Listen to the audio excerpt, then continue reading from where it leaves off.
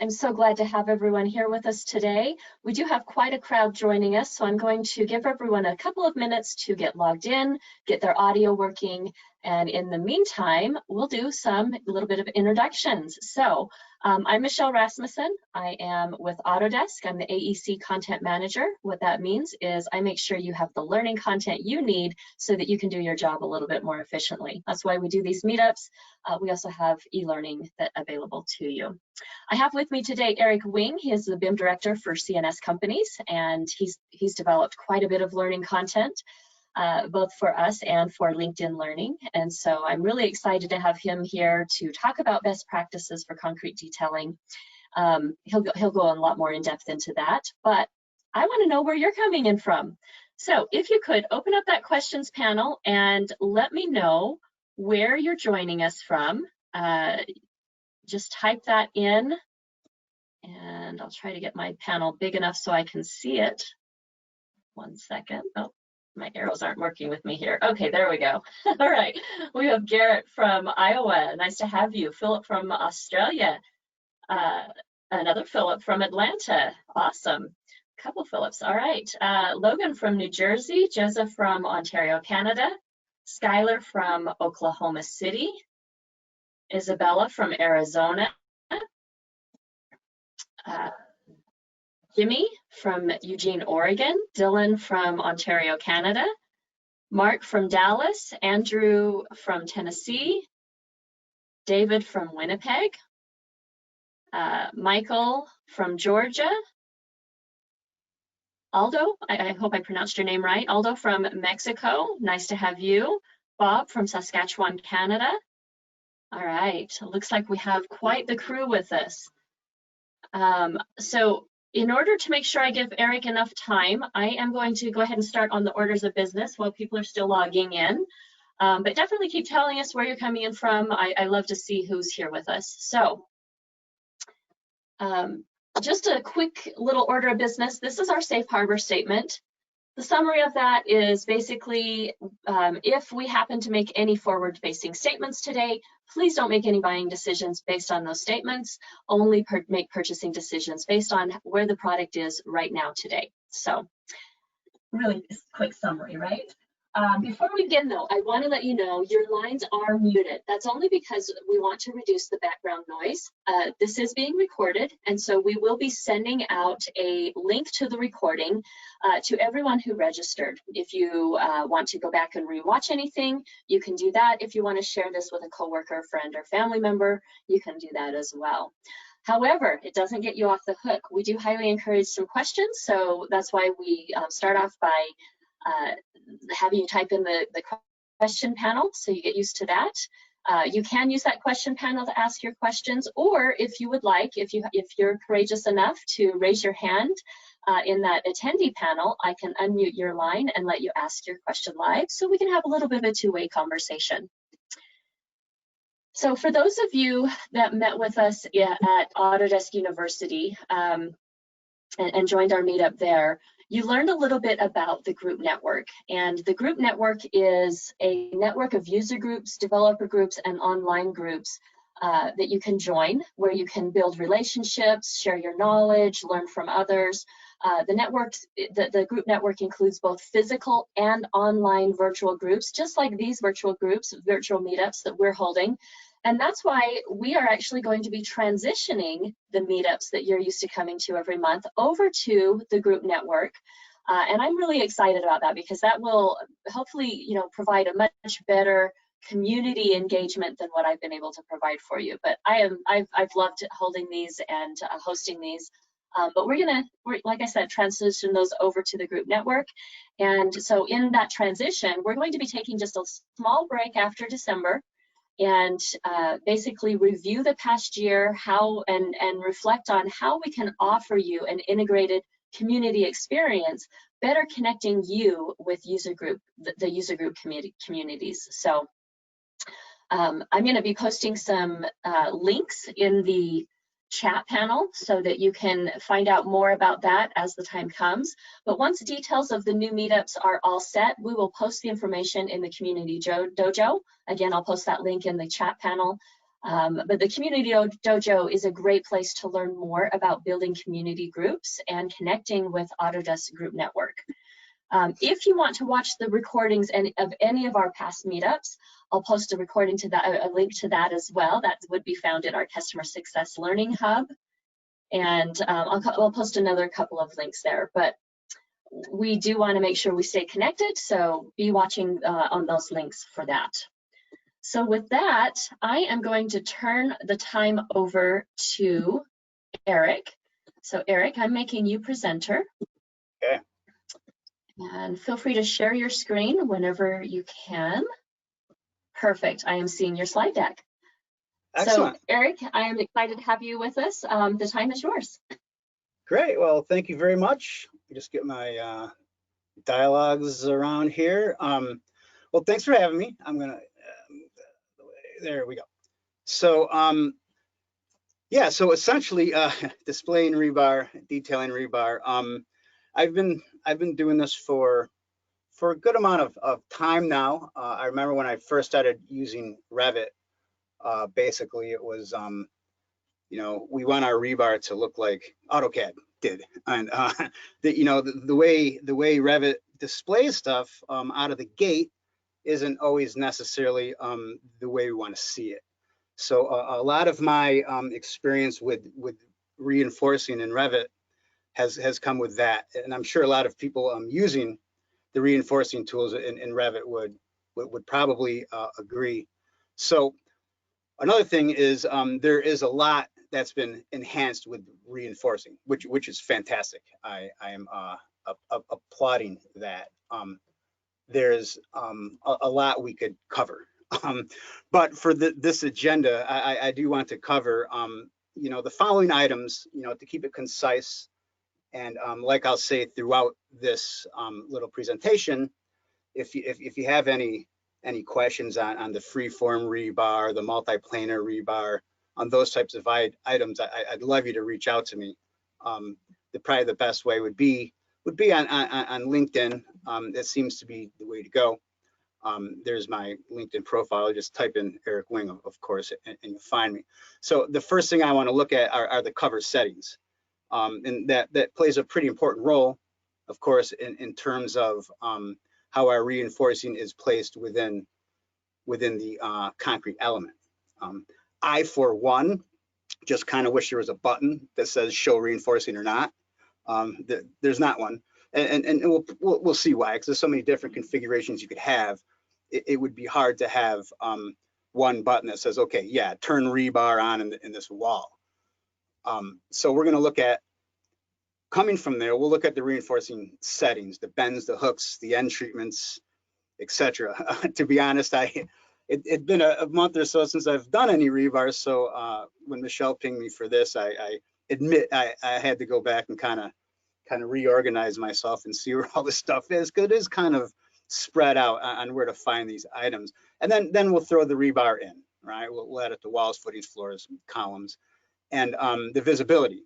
There's one thing you learn when doing reinforcing is it starts showing up everywhere. So showing rebar is the same importance as where we don't show it. Just typical visibility graphics sometimes doesn't quite cover it. Then we'll cover the graphical standards. You know, let's make it look like we're used to seeing it. Then we'll tag it, and then we'll add some area reinforcing in a wall as well. So you know, jumping into Revit, what I want to do is, we're in a typical, you know, floor plan. And of course, I have a bunch of predefined views. So if I go to my section here, typically we see a typical foundation wall, but if I select this and we take a look at our settings, we come down to our cover settings. And this is where I want to spend some time, right? So other faces, we can change these cover settings. So I like to start where all this stuff is. Some of it's in one spot, some of it's in another. So essentially, if we go to the structure tab, right, and for reinforcement, we're going to hit this pull down here, and here's some of our settings. So if we go to rebar cover settings, we'll see we have a few here, right? So if I add one, maybe call it extra cover. We'll make it, I don't know, 3 inches. Click OK. Right. So if we select this wall now, notice that we can change these, but keep in mind, and this is where reinforcing can become somewhat tedious, is these are instance parameters, right? We could right click and select all instances in view, but we're not actually changing the type properties of that wall. So if we come down to rebar cover, other faces, we got our extra cover here, right? And we can change that if we want. So I'm going to apply that, right? So I'll come back to reinforce, and we'll look at some of the other settings and where they apply when we start adding reinforcing to this. So if we go to reinforcing settings, rounding, I like to keep it to 1 inch. If you start rounding it higher than that, you go to the job site, you might get a hammer thrown at you. If you try to round it down to like a 1/16 of an inch while they're laying reinforcing in a trench.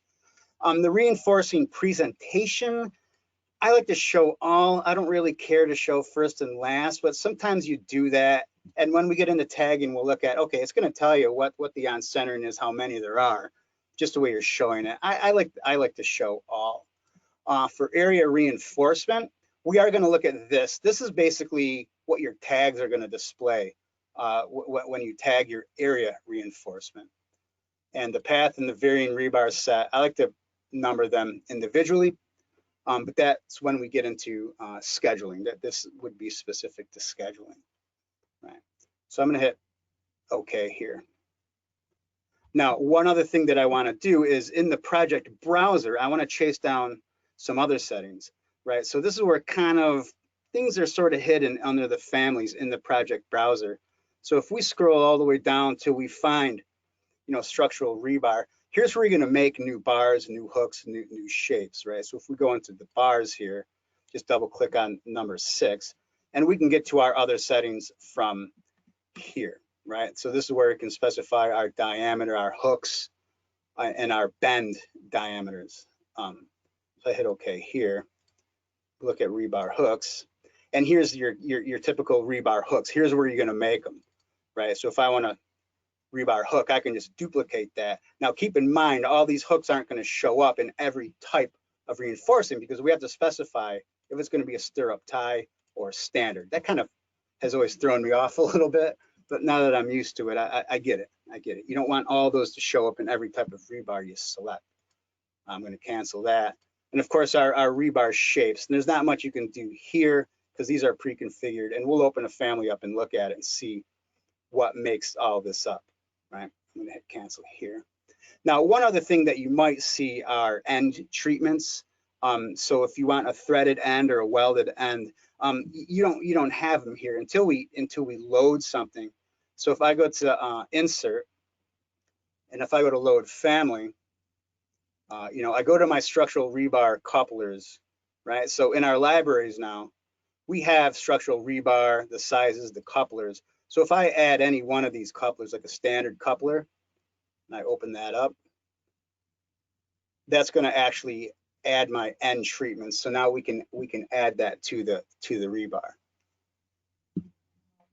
Okay, so I hit escape a couple times. Now what I'm going to do is I'm going to start throwing some reinforcing in here. So if I select my wall here, we can start to add rebar. So I'll just click rebar. Shape definitions will include hooks, and we'll ignore end treatments. Okay, we know what that is. Okay, whatever. Click OK. Now, basically what I want to do is I want to actually go this time parallel to work plane. We can kind of see, I like that little hook guy there. So our rebar shapes, here's our shapes. So if I scroll up to my double aught here, and I go to put it in, notice that it's going to adhere to my cover settings, right? So I'm going to maybe put one right here. I'll put one right here. I hit escape a couple of times. Now, we just put in single bars, and I always forget to do this. So if I hold down my control key and select both of these, essentially what we can do is if I scroll down in my properties, my layout rule. I want this to be maximum spacing, and good old 12-inch on center. Now I'm going to hit apply, right? But as we can see, this conforms to our cover settings, right? So if I select my wall here, right, and my extra cover is something smaller, 1.5 inches, right? My rebar is going to set with that. And this is where, when people just want to draft these in as line work, it's Revit, you know? So I like using Revit, how Revit works. Certainly there's some tasks to get over. It's not as easy as just drawing lines, but once you get it in there and you start changing your geometry, your rebar for the most part should conform with that, right? So I'm going to select my wall again. I'm going to go back to rebar. This time I want to go perpendicular to cover. Now my rebar set, I won't forget to do it this time because it's almost impossible to put that on there without doing this. I'm going to go maximum spacing. I'm going to set my spacing for 12 inches. Now we can see, right, if I hover over here, it's going to go vertical. If I hover here, it's going to go, I'm sorry, it'll go horizontal here, vertical here. So I'll just put some in here, and I'll put some in right here. Hit escape a couple times. And again, it's going to space that out based on our rebar cover settings. Okay. Now what I think I'll do is let's add some rebar to our footing here. So if I select my footing, go rebar, maybe throw one in parallel. Make sure my set is set for maximum spacing. Spacing wants to be 12 inches. Now just lay one down here. Grab it again. Throw in some more rebar. But this time I want to just go, instead of my layout for maximum spacing, I just go fixed number. Now I'm going to throw 3 of them in there, perpendicular to cover. Put it right there. There we go. So we're just adding rebar. Now, one other thing that I want to show is we can go outside of those cover constraints. So if I select my wall here and I go to rebar again, now this is where we can sketch the rebar, right? We go to sketch. We need to select the host element, but that's okay. We can go past it. Now notice that we can choose the bar we're putting in. And when we start looking at how we display this stuff, Revit likes to show the bars at different sizes. Most people don't like that, but I'll show you how we can set up configure our view to kind of get around that. Right now, I can't set up a multiple layout rule, but that's okay. So I'm just going to go ahead and draft in a dowel here and get it over to there. And if you select it, you can nudge it down or up or whatever. You were just drafting at this point, right? We click finish. And look, it added a new shape, 17A. Escape a couple of times. I'm going to select this dowel, type MM for mirror, pick axis. I'm going to mirror it, but now notice that it's got its own grips on it. Right, so now we can configure that. If I select them both by holding down my control key, right, now I can come down and specify my layout rule will be maximum spacing. Spacing wants to be 12 inches on foot, which I like. Apply. Okay, then we're good to go with that. Okay, so that's kind of how we place the rebar into the wall. We're going to change the visibility graphics in a minute, but I do want to put in some area reinforcing in this slab here.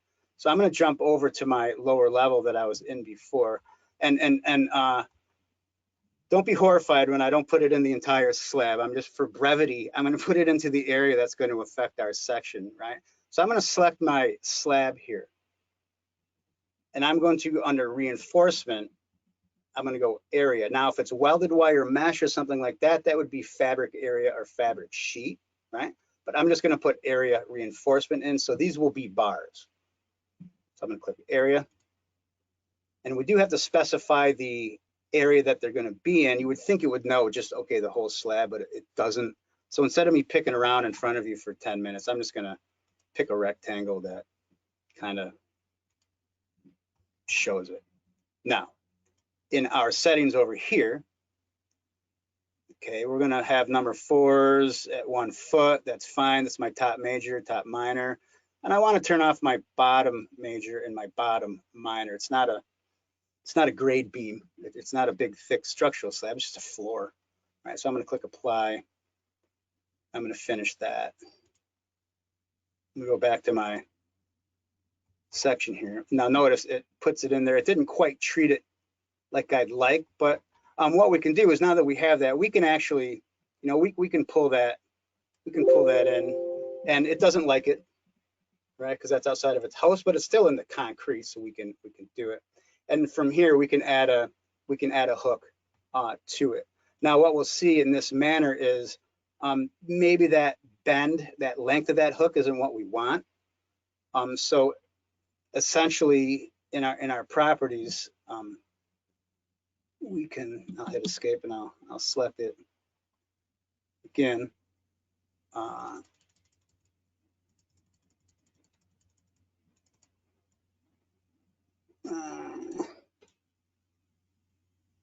Measure down. Well, I'll come back to that when we do the other reinforcing. So, but basically we can put the bend in, we can change the direction of it, and it does put that line in there that we could just mask. I've tried to make it not go in automatically, but that doesn't always work. Okay. So one thing I want to do now is I want to reinforce a column. So if I go to my back to my floor plan, right, and I'll just zoom in on any concrete column, and I guess I'll do a call out around that. So I'll do a call out. I didn't have to do a call out, but I just it's a habit of mine. So I'm going to make the view be I'd say, I don't know, 3/4 of an inch equals a foot. And I have a suspicion that reinforcing isn't showing up here. So if I go to visibility graphics by typing VG, I'm going to scroll down the structural rebar and look at that, it's turned off. I always like to just drill in and just see what's underneath it. But I'm going to make sure structural rebar is turned on. Now we're going to wind up coming back here to override some stuff to get it to look right. But for now, I'm going to make sure that's turned on. Hit apply, I'm going to hit OK. So now if I select my column, and if I go to rebar, and if I go parallel to work plane, what I'm going to do is I'm going to scroll down my rebar shape browser. And notice if that's not turned on, it's the same thing over here. You can just click the browse button and turn it on. But I'm going to scroll down until I get to my T1. I like it. My rebar set, I won't forget to lay that out as maximum spacing. My spacing wants to be 12 inches. I'm going to put it, I can go to any configuration I want. So I'm going to put that in there like that. Hit escape a couple times. Now, there might be times when you can't do that and it's kind of annoying. If this is not within your view range, if your view range cut is not cutting through this, you're looking down on it and Revit's not going to let you do that. So just remember that if you can't place rebar in this manner, you probably just need to change your cut plane to move down a little bit. That way you'll be able to place the rebar in it, right? So if I select this again and I go back to rebar, you know, now if I go perpendicular to cover, I'm sorry, yeah, I'll go perpendicular.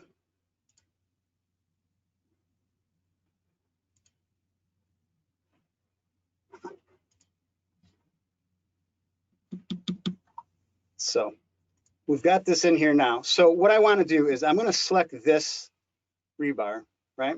But the thing is, and what I want to get into is I want to make sure that we can see it in other views, right? Or not see it in other views. So in my properties where I have this, I want to scroll down until I find view visibility states.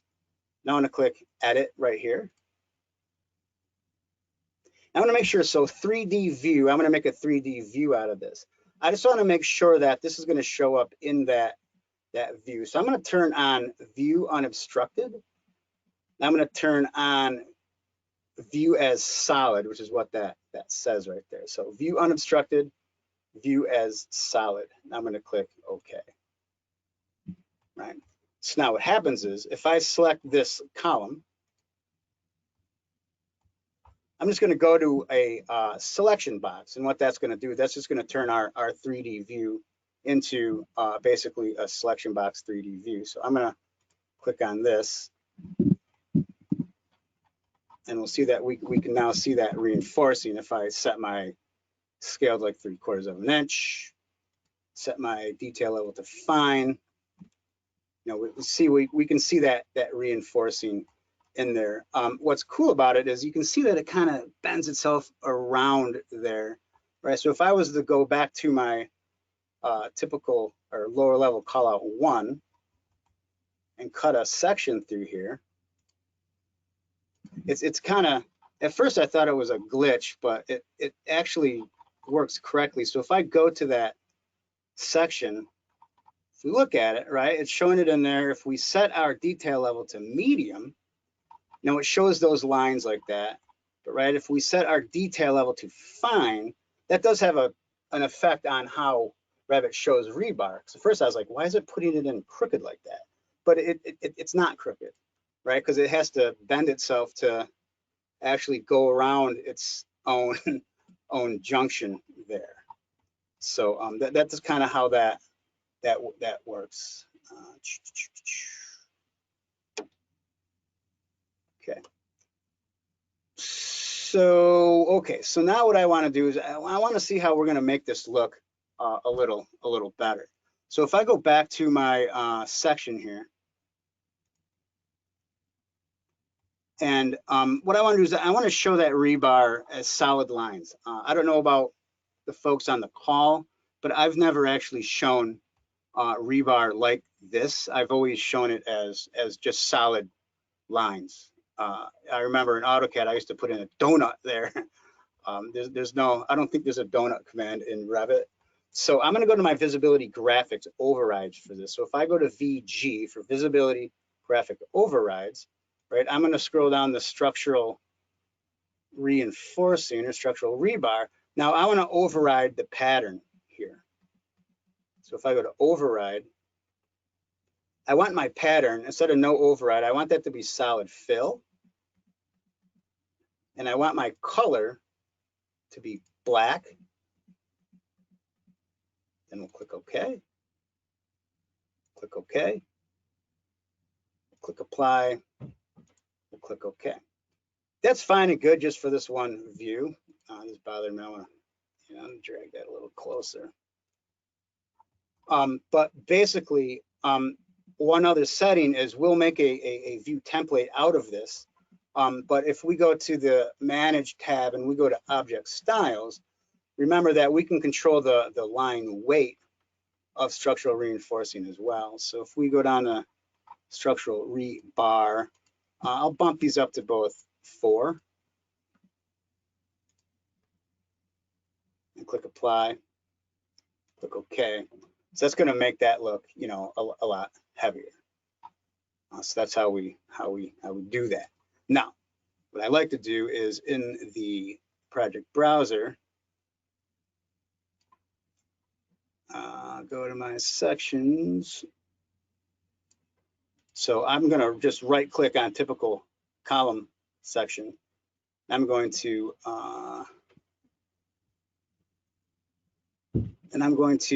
create view template from view.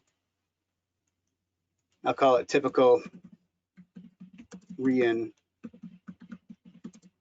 detail. That way I have the visibility graphic overrides, right? And I hit OK.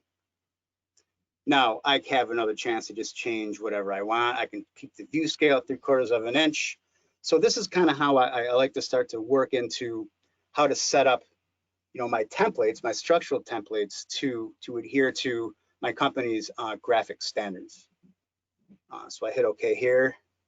There's a structural section, but this could be different. I'm gonna click OK.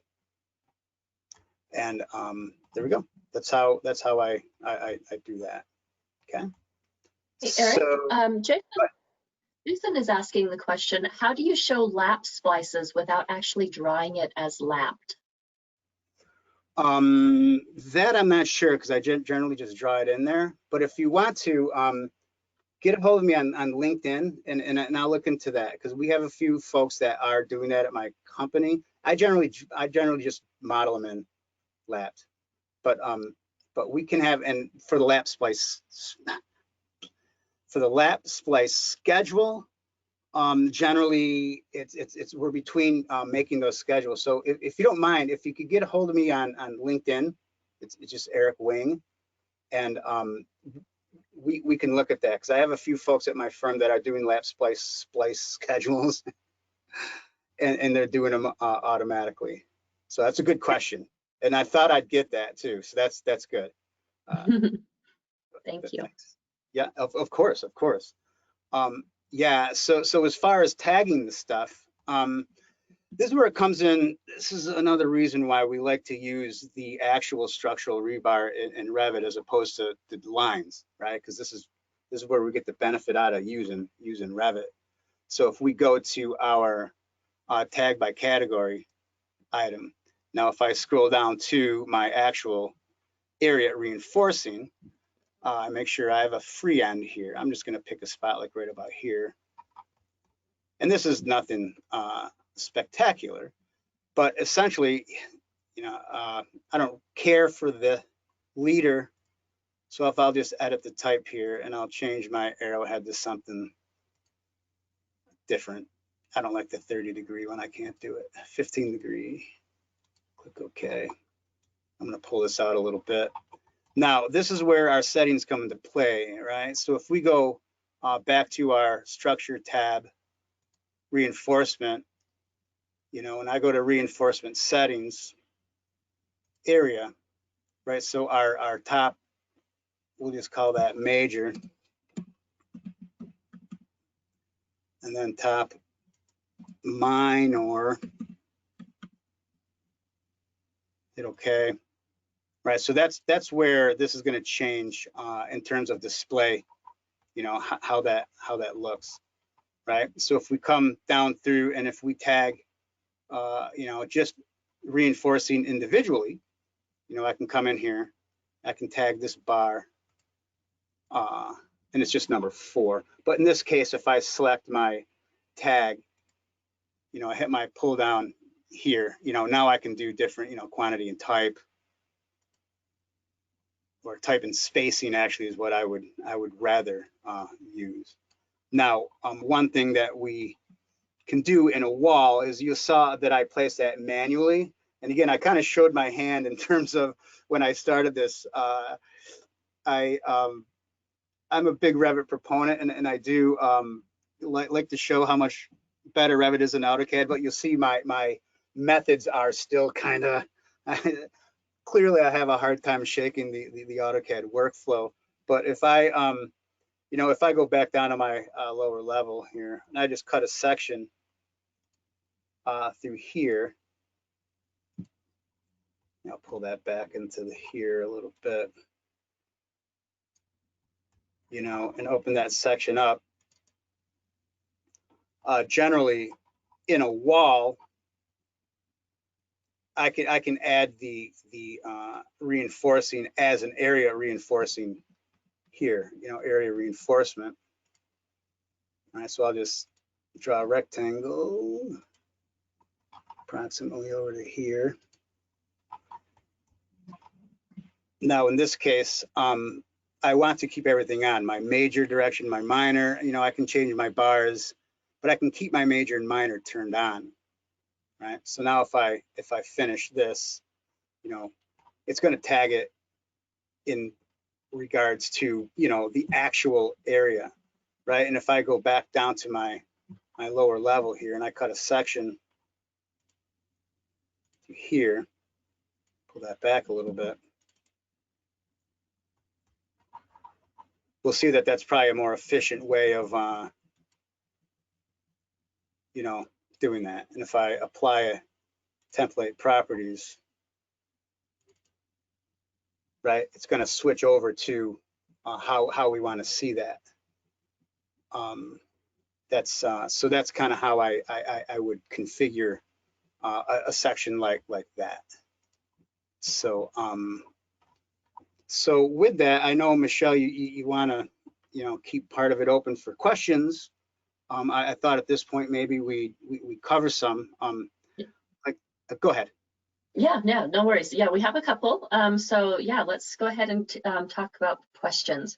So Bob asked the question, what would the benefit of increasing the line weight on the rebar when Revit has it modeled as the actual dimension based on the rebar size that you have chosen? That's a good question. And that's where, and I go back and forth with this in terms of the AutoCAD mindset and the Revit mindset. We're in, because in AutoCAD, we're putting donuts in. So, you know, when I come in to my other section here, right, and I'm going to select this, or even better, probably would display a little better. Oh, no, that one's good. And I change that to a number 7. That's going to widen that. So what I'm kind of showing is literally both ways of showing it. You know, if you want to show rebar as the actual, it's like, wow, that, okay, so clearly that's a smaller bar than that, right? I don't know typically how many people show it that way, you know, how, because in AutoCAD, you didn't want to do that because, my Lord, if it changed, you'd kind of lose that. So it's kind of two schools of thought. What I generally do, and the way we've decided at CNS, is I keep the line, I do keep the line weights to 1, and they want to show the bars at the correct size. So we've leaned towards that. Generally, I've not done that and showed them just, it's that's a bar going into the wall. So it's a good question. You can do it one of both ways. Yeah, I think for me, when I was doing structural plans, typically the only time I would change the bar width according to line weight was when the plan was so large that rebar got lost in the plan. So changing that weight allowed it to be seen a little bit easier. That makes sense. And because I changed it, so I didn't change that weight in the visibility graphic overrides, which I could have. I physically changed that weight in manage object styles. So you're really not going to get that choice, right? So if you wanted to, you know, do how Michelle does it, you would probably want to have view templates maybe set up for different scales, which gets you down that road, but it gets you there, and it gets you to the detailing look that you want. Yep. Awesome. All right, Kyle asked the question, what's the best way to stagger bars, meaning every other bar having a minimum 2-foot stagger?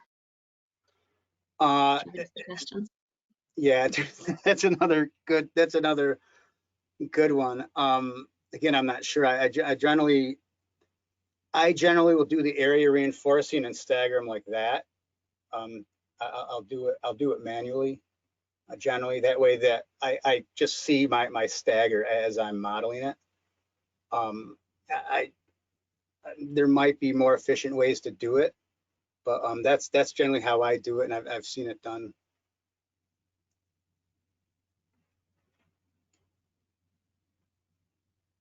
Forgot that I muted myself, sorry. Okay. All right, so Max says, Eric, I was wondering, when designing wall reinforcements, how do you know what shape bar and where to add the reinforcements? Does cost sizing of the bar affect this decision? Well, how to know where to add it? I mean, you gotta do your calculations and know what bars are going in the wall. But yeah, everything you do is gonna affect that. It's gonna affect cost. Now, I was assuming I was gonna get this question. Schedules, costing. And this is where Michelle, close your ears for a second. But I didn't hear. If you are going to do quantity takeoffs, if you're going to do material, you have to reinforce the entire structure, right? You got to put it in everywhere. You can't miss any. I don't know too many firms that are, I mean, we're on a couple large projects where we do have a sub that's doing our quantity takeoffs, our estimating, and even they aren't really modeling the bars in every single situation. It's an airport. It's a mile from end to end, right? That's it does a couple things. And this is what brings me back to my original statement where it's like, man, I wish I could just select the wall, right? I'm going to select the wall. I know my cover settings. I know the bars I want in there. Just say add rebar, right? That seems like that would be the easiest thing to do. But when you have large models, it's actual 3D elements, right? These are actual, so it's going to start dragging the model, and you have to model all that stuff. Now, we do have projects where we did model all of the rebar, we did quantity takeoffs, and they were in the ballpark that we wanted. But on larger projects, I don't know. I think we're going to see a lot of discussion around that, because Autodesk has put a lot into rebar from where it was when I started using Revit to now. There's been a lot of enhancements. So I'm interested personally as a non-Autodesk employee. I'm at CNS. I'm interested in seeing where we go with how we reinforce entire buildings. That wasn't even a question. I preemptively threw that out there, knowing I was probably going to get that question. Okay, great. Michael asks, how do you do wall elevations with different rebar throughout the wall? I do a lot of tanks where our reinforcing changes. Well, I mean, in that case, you're going to just have to, I mean, kind of like what I did. You could either stick figure it in, or try to use the area. Generally, when we do like a tank or a kind of structure like that, I pretty much stick it in, meaning I will add the rebars, the couplers as they're, and just copy them down, use the old fashioned method. I still use the bar, but I do it in that manner. And as far as the view settings, generally it's going to be set for fine with, you know, the hidden line or realistic, however you like to show the bar. That's what I do. What I've seen our folks do it over in environmental when we do our big tanks. Okay. Jason says, typically we show rebar diameter consistent across all view scales. How do you show smaller bar diameters a little faster? Faster? Let me open Jason's line. Maybe we'll have a two-way conversation on this one. So let me see if I can find him. Okay, Jason, I have unmuted your line, Jason Rogers. If you can unmute yourself and see if you can talk to us. Hi, Eric. Hi. Can you expand on your question a little? Yeah, I typed in there, how do we show the bar diameters a little fatter? Usually we show, you know, a 4 through 7 bar as the same diameter across different view scales. And the only way that I've found to do it is to create a filter and fatten up the line weight. Mm-hmm. Is there another way to do it? That could be one way of doing it. I hate to even say the way I've done it is I go into the number 4 bar and change the diameter. And it works. So those bars, you know, we have the actual families outside of the template, but the bars inside of the template, yeah, I've overridden the diameter of the actual bar to show it that way. Or like you said, you know, a view filter, or just the way I did it, changing the line weights works within reason. I mean, if it's a difference between a number 4 and a number 10 or an 8, you're going to see a pretty vast difference, and that's where it's a little trickier to show them like that. So yeah, modifying the diameter, which is not cool. I think between that and showing the lap splices, those are the 2 remaining obstacles that would keep us from diving completely in. Yeah. And if you could, I don't know, did you ask the lap splice question? Yeah, that was me. Great. Could you, if you could get a hold of me on LinkedIn, because we are in the middle of this right now, because at my firm, I make them use it. And they're like, if you're gonna make us use it, we need to get the splices right. And that, those are actually two good, you don't work at CNS, do you? Because these are No, I literally, don't. I know, I'm kidding. These are literally the two things though that we're hashing out now, right? So if you get a hold of me, I'd like to have a dialogue with you and show you. I would just want to give you a sample project that we've got. It's huge. I don't want to open it in front of a live studio audience, but I'd like to show you some examples of that, and anyone else too, if they want to, get in on that conversation, yeah, give me a shout. Those are good questions. The ones I knew I was gonna get. All right. Okay, so, whoops, let's go here. So Lionel asked, is it possible to do a schematic lap splices, added bars, hooks, etc. if they're scheduling laps? They're doing fabrication shop drawings, which is what modeled rebar was designed for. This is why we still need to use detail lines and components. But I'm still waiting for the day when Revit will address the needs of structural engineers, not just fabricators. Yeah, I'm waiting for that day too. Sorry, I don't have much better. Yeah, it's like I said, the thing is with rebar, it's when I first started using it, I was annoyed with it, because it had potential, and it still does. But the stuff that Autodesk needed to update, and again, Michelle showed that disclaimer. I don't work at Autodesk, so I, don't know completely what I'm talking about here, but there were items that they needed to fix. You needed to be able to put rebar in a sloped element. You couldn't. And in terms of like a parking garage, that was tough. So there were hosting issues that needed to be addressed. And just looking at the development team on this and being involved in some of the stuff that they're doing, I think it's coming. I'm not one of those people that likes to say, hey, next version, I hate hearing it, so I hate saying it. But I really think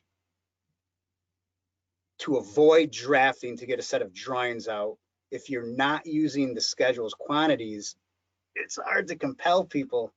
It's hard to compel people to use the tool. I think until they develop that, it's going to really drive it home, and we'll use it. Right now, CNS, I'd say on our projects, I don't know, between the people we have, I'd say we probably 85% of our models have rebar in where we have sections cut, right? So, that was a long, blustery non-answer for you. I apologize for that, but I'm waiting for that day too. So the question came in, Eric, do you try to automate rebar placement by using Dynamo? Have you implemented Dynamo yet? The Dynamo conversation is another one with me. I would rather see Revit develop the tools to do it. I've seen placement with Dynamo. To me, it's, I don't know, do we start buying Dynamo scripts from third-party vendors now? I mean, I don't want to go down that road with it. I've seen it work, and I've seen third-party add-ons that work seemingly well. And I've also had models get corruption. I've had issues that I think are of more detriment to the project than not being able to just model rebar. I've seen Dynamo scripts that work really well. I don't push them because to me, I want the core software to do it. So that's right. That's where I stand on all things Dynamo. I do have a few BIM managers at CNS that are working on Dynamo scripts and those types of things, but I'm a firm believer the automation wants to be there in the core program. If you want to learn Dynamo, it's pretty cool. But I don't know how far it gets you. All right, Philip says, is there a best practice for a base plate with a light vertical bend? Because we're drawing a straight rebar without a bend. Mm-hmm. Yeah, I generally put the base plate bolts and the rebar bends into the base plate family. That's generally how I deal with the base plates. And Revit does have a nice new base plate function that's in there, and you can customize it to the point where it does it. But generally, I use that in my base plate family. Okay. And let's see, Lionel asked the question. Maybe we already asked this. Let's see. Actually, he's got a few questions, so I'm gonna kind of go through and group all of his together and ask a few of them. So it seems like you'd want to show rebar as medium so that ties would be orthogonal. Do you have any comments on that? Yeah, again, that's one thing we go back and forth on. And I didn't really, because it is drastically different if you show it at the different visibility levels, the different detail levels. Yeah, medium is probably good. We show it as fine because it kind of shows the concrete better. That's why I generally do fine, and then I do the override settings to show it, like this. Okay. In addition, Lionel says, we use number 6 as our minimum size, but show bars larger than that to scale. Number 4s are small and get lost. And can you change the diameter of number 3, number 4, and number 5 bars so that they'll show bigger, but tags will still read the correct number? You mean the correct size of the bar? I believe that's what he means. That's the thing where it gets into the automatic, the actual size of the bar. I mean, if you show the different sizes, you're gonna have to deal with the view representation that it gives you for the most part, All right. And then the last one from Lionel, you'd think there would be an add-in to do that automatically, add in the rebar base, on wall, footing, etc. design. Then the user can clean up the connections. So more of a comment on that one. Yeah, it kind of goes back to what I was discussing. It's I wish I had just select the wall and say add it, the typical layout that I would do. And I got to think that's gonna be a thing that we can do, because I'm right there with you. Okay. Sydney asked the question, how do you change the rebar spacing to show in inches instead of feet and inches on the tag? The tag itself, that's a good question. So to change it to inches instead of feet and inches? Mm-hmm. So probably if I grab that tag, I would think maybe that we could change it. I guess you're right. I've never shown it that way, just inches. We can probably,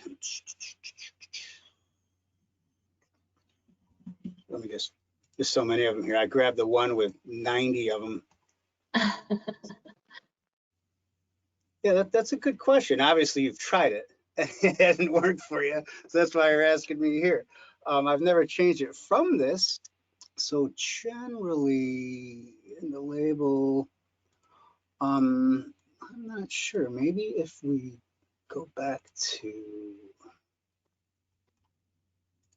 whichever section I had, any one of these should work.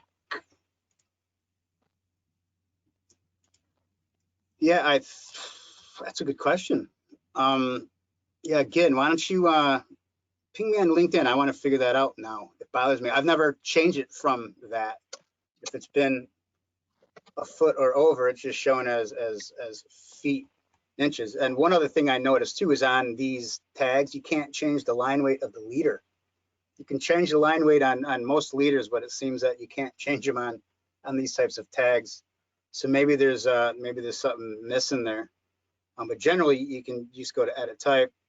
You can override it, or I'm sorry, if you generally you select the family, edit the family, and from here you should be able to override the units, and there's no override here for that. So that's a great question. So we have a couple people responding saying, Dylan says, edit the label in the tag family. Yeah. And then David says you can change the tag by editing the family, then edit the label, select spacing, and change the unit format. I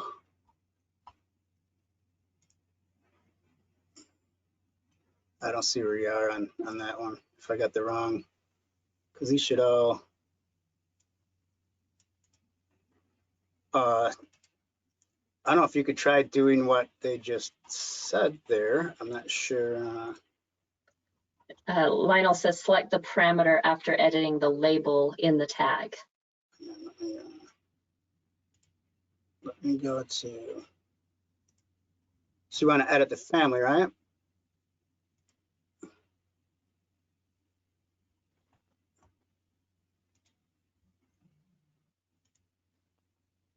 I'm going to actually promote you to a different level so that you can see these questions easier.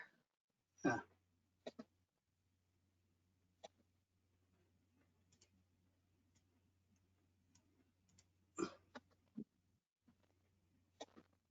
Won't let me.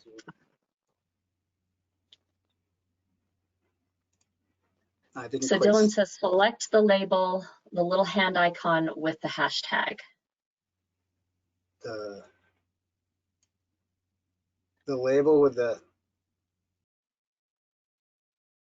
hashtag. I don't think I'm following you. Sorry. I don't. Well, if it can be done. Okay, let me open up Dylan's line. So let me go find him really quick. Dylan, you are now unmuted on my end. Do you mind unmuting yourself, and maybe between you and Eric, he can show you what you're talking about? Hi there. Hi. Oh, you can hear me. Great. Yeah. So what I was saying is you want to edit the label or edit the family. Yeah. And then let's select that quantity dash I, one I at spacing. So let's edit that label.